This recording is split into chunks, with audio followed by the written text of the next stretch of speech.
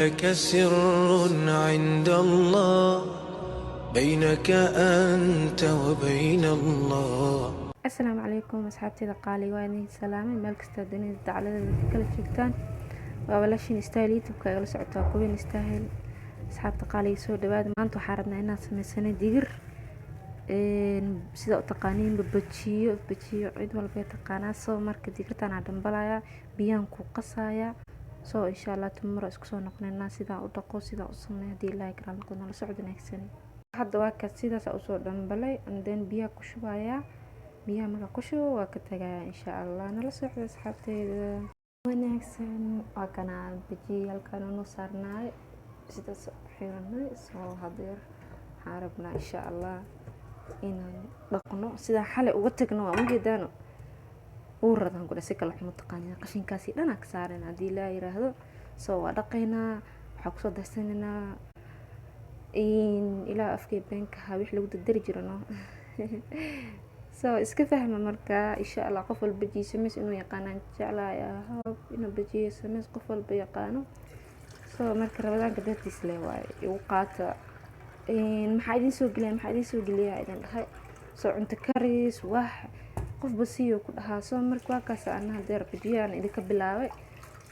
soo ramadaan mubaarak insha Allah markaan dhaqo si fiican u dhaqo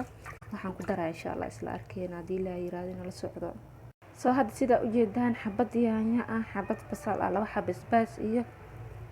afar xabad toon waa soo jarjaranaa soo isku soo noqon waa kaas u jeedaan maano yaanyada iyo xabad tomato iyo basbaas laba xabad toon iyo basal soo marka waa kana bajiyo soo dhaqan si fiican soo dhaqanay waa ku shubaneena and then inta lagu sii shubaya qalaadada lagu sii shubaya waa shiida insha Allah ila socdo ila yiraahdo waa kana sidaas u shiidmaya oo jeedimaano siyaar giigtiisa xirbiinkaas soo qabanayo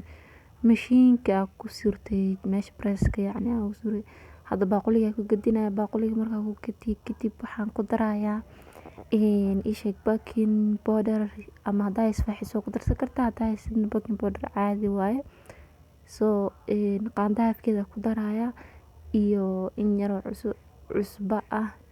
and then waa isku labaaya waa iska daboolaya waa iska dhigaya hadii ilaahay karaal noqdo